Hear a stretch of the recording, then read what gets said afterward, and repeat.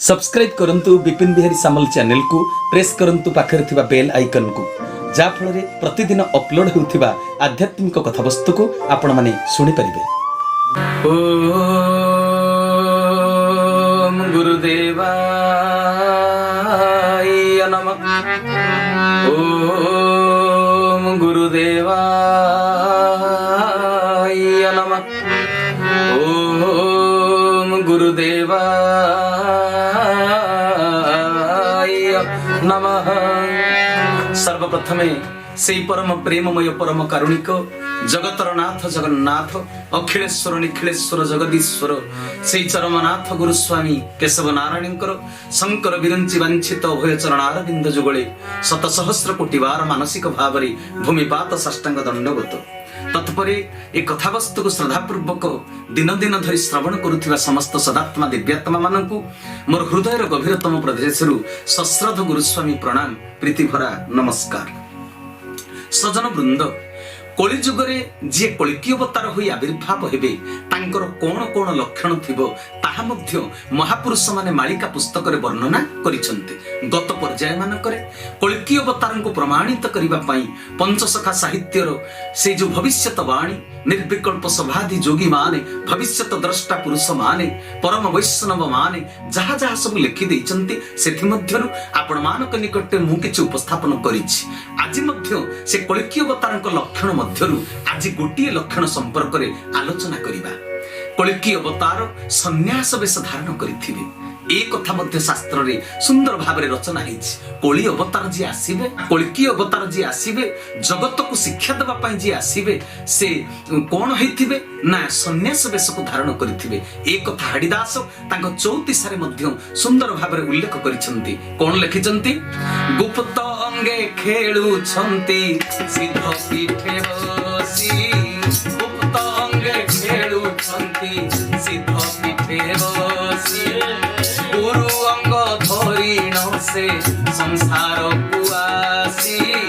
गुरु अंग धरिण से संसार कुआसी। गुप्त रास रे गोपी संगे घेनीण प्रकाश रे। गुप्त रास रे गोपी संगे घेनीण प्रकाश रे। आनंद कंद भगवान की जय। सजन वृंद प्रभु आसीबे गुरु अंग धारण करिवे सन्यासी वेश को धारण करिथिबे। कली जुगरे अवतार पुरुष गुरु अंगरे अवतीर्ण हेबे। गुरु अंगरे अवतीर्ण होई शिष्य मानक गहण रे से कोन करिवे ना भक्त भगवान कर लीला संपादन करिवे। शिष्य माने गोपी भाव रे थिबे। से कोन कहले गोपी संगे घेनीण प्रकाश। प्रभु निजे गोपी मानक अर्थात जो मानक संगरे से लीला करिवे जो मानक संगरे से रास करिवे जो मानक संगरे भक्त भगवान कर लीला संगठित हबो प्रभु समस्त को सांगरे धरी आसीचंती। ए रास हेउची गुप्त रास। तबे कली जुगरे रास कोन जानंती? मधुमास ग्रंथरे महापुरुष केडे सुंदर भाबरे लिखि दैचंती। कहले सतसंग ओटे रासर क्षेत्र। सतसंग ओटे रासर क्षेत्र। देखि पारिबो थिले दिव्य नेत्र। देखि पारिबो थिले दिव्य नेत्र। देखि पारिबो थिले दिव्य नेत्र। और आनंद कंद भगवान की कली जुगरे भक्त भगवान कर लीला केमिति हबो? प्रभु तो गुरु अंगरे आसीथिबे सन्यासी वेशरे आसीथिबे भक्त मान को सतसंग करिबा पई निर्देश दैथिबे। आ भक्त भगवान कर अमर अमर मिलनर क्षेत्र होइतिबो सतसंग सेटा होउची रास क्षेत्र। गोपी आ भगवान कर मिलन क्षेत्र एहा होउची गुप्त रास। गुरु सर्वदा शिष्य को ज्ञान प्रदान करिथांती तेनु गुरु शिष्य मध्यरे जो रास हेबो ताहा ज्ञानर दियानिया रास परमात्मा सह आत्मार शाश्वत मिलन प्रक्रिया। तेणु सजन वृंद ए कथा को मर्मे मर्मे बुझी पारिले जाई आमे कलिकी अवतार को धरि पारिबा चिन्हि पारिबा। कलिकी अवतार ज्ञानर अवतार वेद वेदांत सृष्टि संबंधी समस्त ज्ञानर भंडार भर से होइथिबे। जहा पचारिले ताहा कहि देई पारुथिबे। पुनश्च हरिदास महापुरुष तांको 34 रे प्रकाश कले प्रभु गुरु अंगरे तो आसीबे सन्यासी वेशरे आसीबे। कहले घोर कली देखो प्रभु उपस्थित प्रकाशी। घोर कली देखो प्रभु प्रकाशी। घरे घरे बुलु छंती होइण सन्यासी।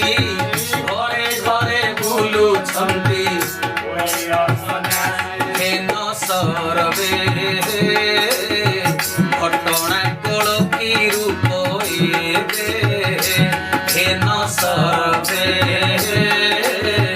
घटना कल की रूप बोल सचिदानंद भगवान की कले कलिकी अवतार गुप्त भाव रे भक्त मानक गहन रे प्रकाशित हेबी केते सुंदर कथा देखुनांती बुझिबाटा केते कष्टकर व्यापार करे घोर कली देख प्रभु गुप्तते प्रकाशी अरे जी गुप्त तो सी गुप्त पुणी प्रकाश केमिति ना अभक्त मानक सी गुप्त भक्त मानक पाखरे से प्रकाशित कि सुंदर कथा देह धारण करिथिबा अवस्था रे से सार्वजनीन भाव रे सारा संसार रे प्रकाशित हेबे नाही एहा सब जुगर कथा ए कथाटी सब जुगर कथा भगवान जेते जुगरे आसीचंती मानव देह धरी लीला करिया पई से समस्तंकु सहज सुलभ हेई नांती महात्मा अरक्षित दास मध्य लिखिले प्रभु वैष्णव बेसरे लीला करुथिबे सन्यासी बेसरे लीला करुथिबे गुप्त रे लीला करुथिबे आ शूद्र घरे मध्य लीला करुथिबे कलिकी अवतार अरक्षित दास कोन कहिले कले मौलिक गृह रे प्रभु जन्म होईछि रे मौलिक गृह रे प्रभु जन्म होईछि हरिदास नाम होई प्रभु बुलुथिबे शिव कल्परे देखिबु प्रभु जन्म स्थान जाजपुर मध्यरे से होईथिबे जन्म जगिथिबु न कहिबु बुलिबे देशरे जगिथिबु न कहिबु बुलिबे देशरे वैष्णव बेसे रहिबे मध्यमंडल रे वैष्णव बेसे रहिबे मध्यमंडल बोल कलिकी अवतार भगवान की महापुरुष महात्मा अरक्षित दास कहिले कले महाप्रभु मौलिक गृह रे अर्थात शूद्र घरे आविर्भाव होइथिबे हरिदास नाम बहन करिथिबे प्रभुंकर 21 दिन नाम हरि रखा जीव बोली माता पिता स्थिरीकृत करिथिबे गोबरी नदी कूल रे तपस्या करुथिबा नामकरण जोगी सुदर्शन बाबा 21 दिन यथा समय रे आसी नाम को परिवर्तन करिदिबे मालिका रे जेहेतु केशव नाम रे प्रभु आसीबा कथा लेखा हेछि 21 दिन अतर्कित भाव रे सन्यासी सुदर्शन बाबा आसी माली प्रभुंकर नामकरण करिवे केशव बोली ए कथा मध्य रचना हेछि अनेक जगह शिवकल्प रे प्रभुंकर जन्मस्थान पंचकोशी मध्य रे बोली अच्युतानंद को लेखारु कहि सारिछि पंचकोशी भितरे नेमाळ मठ छतिया मठ उलासुनी मठ मध्यवर्ती स्थान गुप्त जाजनगर जरिया नदी तट रे प्रभु वैष्णव बेसरे अर्थात मध्य मंडल रे जो अरक्षित दास कले जगिथिबु न कहिबु बुलिबे देशरे वैष्णव बेसे रहिबे मध्य मंडल रे तेबे मध्य मंडल ना पंचकोशी तीर्थर मझी जगारे प्रभु नेमाळ मठ छतिया बट उलासुनी गुंफा मझी जगारे सन्यासी बेसरे प्रभु लीला करुथिबे तेबे सजन वृंद मालिका रे एमिति अनेक प्रमाण प्रभुंक संपर्क रे रहिछि सन्यासी बेसरे गुरु अंगरे से लीला करुथिबे कली जुगरे जेहेतु प्रभु सन्यासी बेसरे लीला करिवे तेनु से गोटी अंगरे लीला करिवे सन्यासी स्त्री न थाए विगत जुगरे जेमिति प्रभु रामचंद्र माता जानकी प्रभु कृष्णचंद्र माता राधाराणी दुईटी चरित्र रे अवतीर्ण होई लीला को पूर्ण करिथिले सेमिति कली जुगरे लीला हेबो नाही से प्रकृति पुरुष दुईटी तत्व को गोटी अंगरे समाहित करी अवतीर्ण हेबे कलिकी अवतार से एकुटिया गोटी अंगरे माता आ पिता भूमिका को ग्रहण करिथिबे तमेव माता च पिता तमेव तांको चिन्हिबो केमिति महापुरुष अच्युतानंद तांको स्वरचित कलिकल्प गीता मालिकारे सेइथि पई उल्लेख करि दले नीलाचल छाड़ी तेजा करी हरि कलकी रे हेबे जन्म से दिनु सागर होइब प्रबल क्षत्रि हेबे जीर्ण जीर्ण बाल कोठावरु वृद्ध परिजन्ते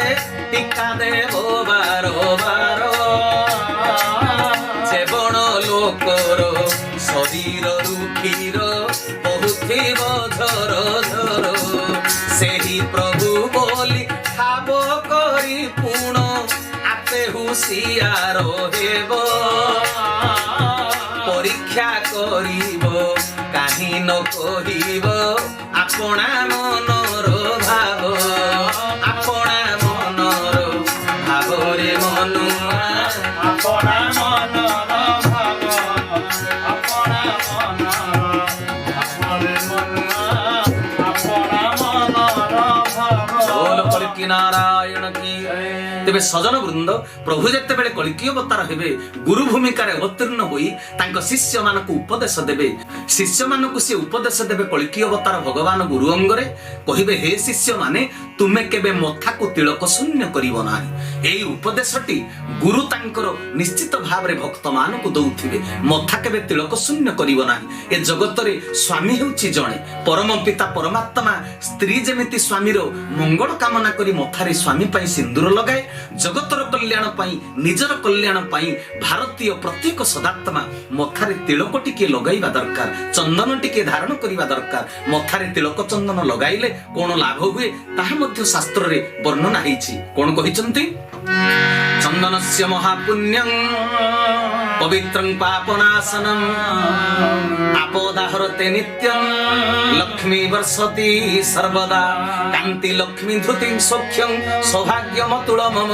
ददातु चंदन नित्यं सततः धारयाम्यहम् चंदन लगाइले कोन लाभ हुए ताहा मध्य से स्पष्ट भाव रे शास्त्र रे महापुरुष माने रचना करि दैचंती तेबे सजन वृंद चंदन न लगेइले कोन असुविधा हुए चंदन लगेइले तो गुडाको कंधरे लक्ष्मी बसिबे आउ कांतिटा स्वभावन देखा जीवो समस्ते तुम प्रति आकर्षित हेबे अनुकूल हेबे सेतिर स्पष्ट भाव रे मंत्रटी रे लिखा हिची तेबे लगाइले गुडी को लाभ हुए न लगाइले कोन लाभ हुए ए क्षति हुए शास्त्र कहिले स्नानं दानं तपं होमं देवता पितृकर्मश्च तत सर्व निष्फलं जानति ललाटे तिलकं विना ललाटरे जदि तिलक टिके न लगेइबो स्नान वृथा दान वृथा तप वृथा होम वृथा देवता पितृअर्चन पितृ श्राद्ध मध्य वृथा हो जाए ए समस्त कर्म निष्फल हो जाए एथुर पुण्य फल किछि मिले नाही एई कथा को रचना करिसंती महापुरुष माने तेबे सजन वृंद एई तिलक लगेइबा उपदेश देउ जेउ गुरु तांको शिष्य मानकु देउथिबे तांको छाती रु क्षीर श्रवण हेउथिबो आहा से पुरुष होई मध्य प्रकृति अंग को धारण करिथिबे सेही प्रभु बोली जानी करी हुशियार हेबा पई महापुरुष अच्युतानंद प्रिय शिष्य रामदासंकु परामर्श दैछन्ती पुरुष देहरु क्षीर झरुची बोली ए कथा काहाकु कहिबो नाही रे राम साधारण लोक ए कथा को सुनिले थटा करिबे एई कथा कहिसंती महापुरुष अच्युतानंद प्रिय शिष्य रामदासंकु सेही प्रभु बोली ठाब करी पुण आपे हुशियार हेबो परीक्षा करिबो काहि न कहिबो आपणा मनर भाव प्रभु को ठाब करी तांको लीलार परम स्वाद को पाई सारी आनंद रे बुडी जीवो काहाकु कहिबो नाही महापुरुष मध्य कहिसंती केते सुंदर भाबरे शास्त्र पुराण रे रचना हेछि कलिजुग रे अवतार जी आसीबे से केमिति हेतिबे ना परम ब्रह्म बोली जाकु कोही परम ब्रह्म बोली जाकु अर्थे कोंडीरा अर्थे कोमाई अर्थे कोंडीरा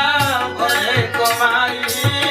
अर्थे कोंडीरा अर्थे कोमाई बोल आनंद कंद भगवान की कले परम ब्रह्म नारायण पुरुष एक ब्रह्म से तांको निज भीतर प्रकृति को बाहर करंती लीला संरचन करिबा पाई से सदा काले प्रकृति पुरुष उभय किंतु मानव देह धरि लीला करिबा को मर्त्य धाम को जेते बेले से आसंती दुई अंग रे आसंती हेले कली जुग रे से गोटी अंग रे दुई तत्व को स्थित करी समाहित करी लीला करिबे कल्की अवतार वैष्णव बा सन्यास बेसरे प्रकृति पुरुष उभय होई आसीबे एई कथा को मध्य स्तुति चिंतामणि ग्रंथ रे संत कवि भीम भई सुंदर भाबरे उल्लेख करिसंती प्रभु आसीबे वैष्णव बेसरे एवं स्त्री पुरुष ताको देखिले केही बारी पारिबे नाही धरि पारिबे नाही जानि पारिबे नाही अगोचर से देवता तेबे स्तुति चिंतामणि ग्रंथ रे संत भीम भई कोन कहिले कल्की अवतार केमिति आसीबे त्रिपुर जगत अन्याय बहुत चारि धर्म हेला नाश काले हे कलंकी अवतार हेलो बहि वैष्णव वेश स्त्री नवलाउ पुरुष तु नहु जहि नाही देवाराती दर्शन को घेनी प्रसन्न हुअन्ते नाम तेणु दासरथी दर्शन को घेनी प्रसन्न हुअन्ते नाम तेणु दासरथी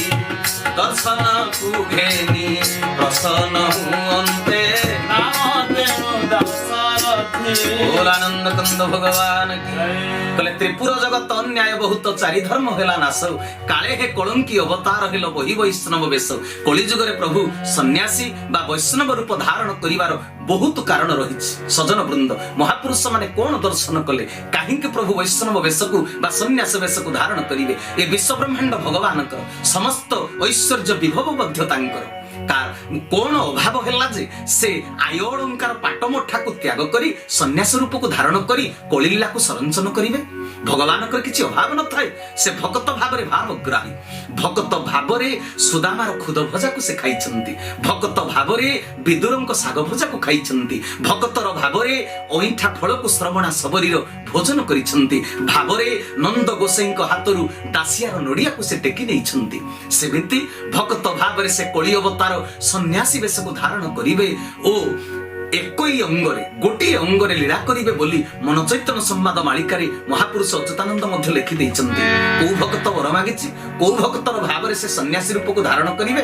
कले सत्य रे कंचुक तप आचरी सत्य रे कंचुक तप आचरी कली रे भो प्रभु सन्यास धरी कली रे भो प्रभु सन्यास धरी पंचक ऋषि वर मागिछन्ति सत्य युग प्रारंभ रे तपस्या करी साधना रे सिद्धि अर्जन करी प्रभु तांकु वर प्राप्त करैछन्ति कंचक ऋषि वर भिक्षा को रक्षा करी प्रभु कली युग रे सन्यास वेश धारण कले प्रभु सन्यास वेश धारण करी गोटी अंग रे आसीबे बोली महापुरुष माने लिखि दैछन्ति प्रकृति पुरुष दुईटी तत्व को गोटी शरीर रे स्थित करी अवतार ग्रहण करिवा कथा महापुरुष बारंबार कहिछन्ति महापुरुष लिखिले कले प्रकृति पुरुष एक अंग रे विराजे प्रकृति पुरुष एक अंग रे मौन रूपटिया कि सुंदर साजे आदि से अनादि पुणी अनंतर भाव आदि से अनादि पुणी अनंतर भाव भक्त हृद तटिनी रे धरी छंती नाव भक्त हृद तटिनी रे धरी छंती नाव बोल आनंद कंद भगवान की कले प्रकृति पुरुष गोटी अंगरे विराजमान करिथिबे से होचंती आदि पुनी से होचंती अनादि तांकर अनंत भाव को कलना करिवाटा सहज कथा नुहे मौन रूप होइथिबे प्रभु हजार प्रश्न पचारुथिले पदिए उत्तर देउथिबे कली अवतार केशव प्रकृति पुरुष उभय गोटी अंगरे आसीबा कथा महापुरुष हाड़ीदास मध्य एक भजन रे रचना करी प्रमाणित करिदेले कोन लिखिले महुरा रे हेबे जनम बोलाइबे जदु नंदन महुरा रे हेबे जनम बोलाइबे जदु नंदन स्वर्ण क्षेत्रे बसी खेल से खेलिबे स्वर्ण क्षेत्रे बसी खेल से स्त्री की पुरुष न हेबे बारी भला नाटुआ हटिया से केशव हरि भला नाटुआ हटिया से केशव हरि ताकू सहजरे किए पारिब धरी ताकू सहजरे किए पारिब धरी कहे हाड़ी छाड़ मगुण पार कहे हाड़ी छाड़ मगुण पार चौरासी मध्य अछई पुरी भला नाटुआ हटिया से केशव हरि भला नाटुआ हटिया से बोल आनंद कंद भगवान की कले महुरा रे हेबे जन्म बोलाइबे जदु नंदन स्वर्ण क्षेत्रे बसी खेल से खेलिबे स्त्री की पुरुष न हेबे बारी जेते बेले केशवावतार हेबे प्रभु निराकार नराकार ही कल्की भगवान ही धरापृष्ठ को धर्म संस्थापन करिबा पई आसीबे ज्ञान रूपक अस्त्र द्वारा पाषांड जनकर मन को से मोहि नेबे सेतिकी बेले से प्रकृति पुरुष दुईटी तत्व को गोटी अंग रे धारण करी आसीथिबे ए कथा को महापुरुष माने समस्त प्रमाण करिसंती पुनश्च महापुरुष तांकर केतकी फूल भविष्यांतर लिखि दैछंती कले प्रकृति पुरुष दुई अंगे अंगे शोभा फुटी दिसई केतकी फूल प्रकृति पुरुष दुई अंगे अंगे शोभा फुटी दिसई लोके के तो की फूल एका से द्वितीय नहीं के तो की फूल एका से द्वितीय नहीं के तो की फूल एका से द्वितीय नहीं के तो की फूल।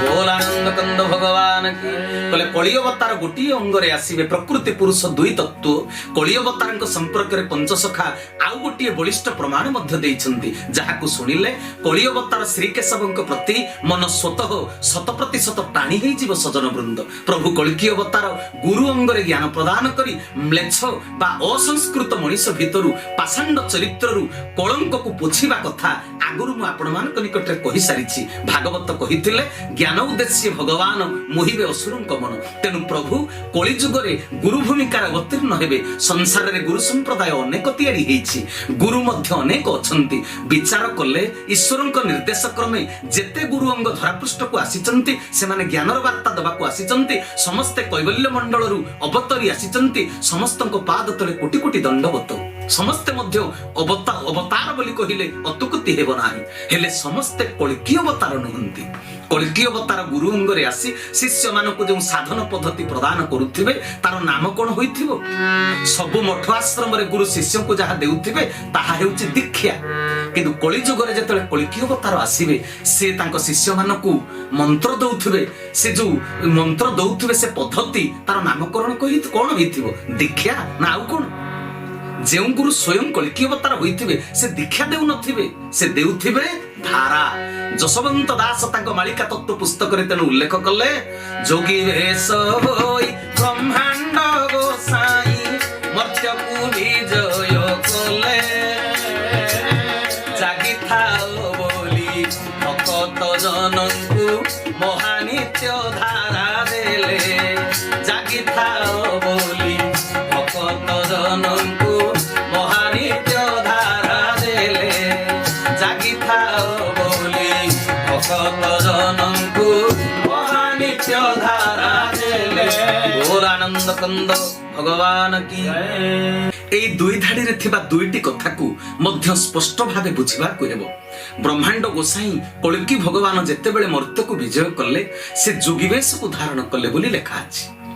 जोगी वेश को धारण कले जोगी भिक्षा करे हेले भगवान जोगी वेश धारण करिवार अर्थ कोन जगन्नाथ दास तांको कଳି भविष्य मालिकार चतुर्थ कहानी 31 पद आ 32 पद रे मध्ये उल्लेख करि दैचंती प्रभु जेतेबेले आसीबे कोन करिवे मोहि भ्रमी जीवु चिन्हा न देई मोहि भ्रमी जीवु चिन्हा न देई राज्य राज्य भिक्षा मागी बुझाई शेष देव यज्ञ जहि जानिब शेष देव यज्ञ जहि जानिब सर्वभक्तंक लीला होइब भज केशव केशव भज केशव भज केशव भज केशव प्रेम से भज केशव केशव भज केशव भज केशव बोल आनंद कंद भगवान की कले प्रभु जेतेबेले मर्त्य भ्रमण रे आसीबे राज्य राज्य जाई प्रेम भिक्षा करिवे प्रभु मोर द्वारे द्वारे प्रेम भिक्षा करिसंती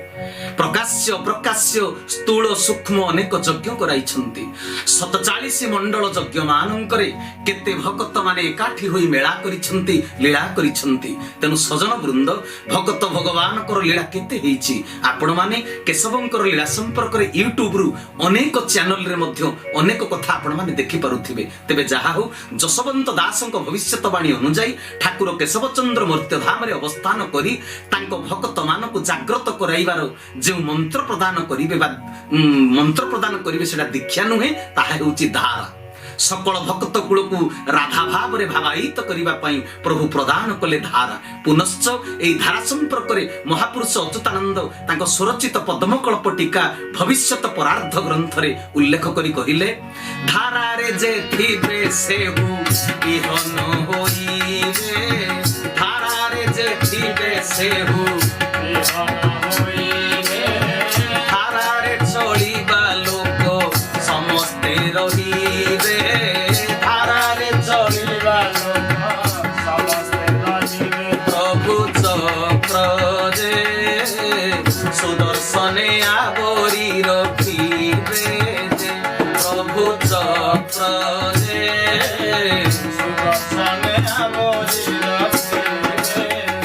बोल भक्त वत्सल भगवान की। एठी कोण लेखिले महापुरुष अच्युतानंद केशवंकर आश्रित धाराप्राप्त भक्त माने विहन होइबे सृष्टिर विवर्तन क्रियारे जेतेबेले प्रलयर विभीषिका सबु दिगरु स्थिर निश्चित होई जीव प्रलय जलरे जनजीवन कुटाक्षिय परी अणायत होई भासी जाउथिबे सेतिकी बेले प्रभु तांकर सुदर्शन चक्र को आवरी भक्त शिष्य मानकु सुरक्षा देबे तेबे सजन वृंद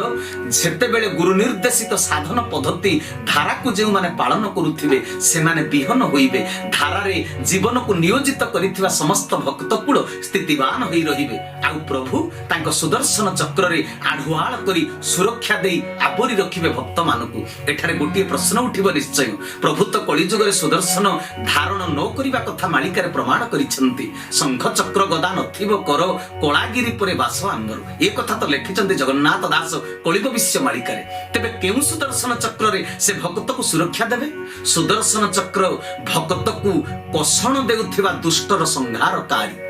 सुदर्शन तेबे आबोरी बा आढुआळ करी रक्षा करिवार कथा केमिति लेखा हैछि भगवान भरतिया पक्षी को हस्ती बेकरु छिंडेई देइथिबा घंट को घोड़ेई करी रक्षा करिथिले महाभारत कुरुक्षेत्र प्रांगण रे तेबे कलि अवतार सुदर्शन चक्र को आबोरी सुरक्षा देबार अर्थ कोन सुदर्शन कहिले हाथ रे आयुध रूप रे धरिथिबा चक्र नुहे प्रभु तो निजे काल तांको सृष्टि काल स्रोत रे चक्राकार गतिशील हेउछि तेनु सजन वृंद सुदर्शन अर्थ एठी विचित्र भाव रे उपस्थापन करिसंती महापुरुष प्रभु तांको सुदर्शन माने उत्तम दर्शन अर्थात कृपा दृष्टि निक्षेप करी भक्त को सुरक्षा प्रदान करिवे आमर कर्तव्य केवल तांको निर्देशित धारा को पालन करिबा कथा महाविपत्तिर उद्धार करिबा पई तांकर प्रदत्त धारा रे थिबा नीति नियम साष्टांग प्रणाम मानस जप कृतांजलि अर्घ्य निवेदन करुथिले प्रभु सुरक्षा देबे निश्चय तेबे सजन वृंद आजिर विषय वस्तु रे आमे माने जानिले जे कल्की अवतार प्रकृति पुरुष उभय होई धरा पृष्ठ को आसीथिबे आ गुरु भूमिका रे अवतीर्ण होई से दीक्षा नुहे धारा देउथिबे कल्की अवतार को चिन्हिबा पई महापुरुष पंच सखा एमिति आहुरी अनेक कथा प्रमाण देइछंती तेबे सजन वृंद कल्की अवतार को चिन्हिबा पई पंच सखा साहित्यर मालिकारे अनेक जो कथा प्रसंग सब रहिछि लक्षण प्रभुंकर रहिछि से समस्त कथारु ए समय अनुसारे आपण मानको किछि किछि जणैछि जदि मो चैनल मो कथा आपण मानको भलो लागु थाए ए चैनल को निश्चित रूप से सब्सक्राइब करिवे लाइक करिवे कमेंट मध्य निश्चित रूप से देबे अन्य मानको शेयर करिवे समस्त जेमिति कल्की अवतारक संपर्क रे सठिक कथा को धरि परिवे जानि परिवे निज भितरे थिबा द्वंद्व संदेह विश्वास को दूर करि परिवे तेबे समय अनुसार आजिर कथा वस्तु को एठी विश्राम देली हरि ओम तत्सत हरि ओम तत्सत हरि ओम तत्सत श्री केशवार्पणमस्तु श्री केशवार्पणमस्तु श्री केशवार्पणमस्तु श्री केशव शरणम श्री गुरुस्वामी शरणम श्री चरमनाथ शरणम समस्तंकु एई समय पई विदायकालीन सप्रेम गुरुस्वामी प्रणाम प्रीति भरा नमस्कार।